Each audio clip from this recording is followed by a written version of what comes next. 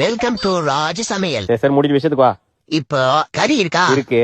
அதை எடுத்து சட்டியில போடக்கூடாது. கறிய நல்லா அலசி போடுங்க. அலசணுமா கறியா? கறிய நல்லா அலசுனீங்களா? அதெல்லாம் அலசியாச்சு. நல்லா அலசணும்னா அது எப்படின்னா 2-3 தடவையாச்சும் அலசணும். அப்படின்னா சரி வராது. 2 டைம் அலசணுமா? ஒரு தடவை தானே அலசனா? கறிய 2-3 தடவை அலசிட்டீங்களா? அதெல்லாம் 2-3 தடவை அலசியாச்சு. அடுத்து என்ன பண்ணணும்னா இப்போ எண்ணெய் இருக்கா? எண்ணெயா? இங்க இல்லையே. இதுல என்ன இல்லையா? எமோ வீட்டுல என்ன இருக்கா இல்லையா? என்ன வீட்ல இல்லப்பா.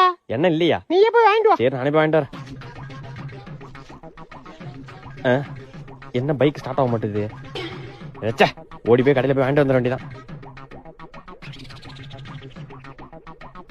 அண்ணா 1/2 லிட்டர் எண்ணெய் பாக்கெட் ஒண்ணு.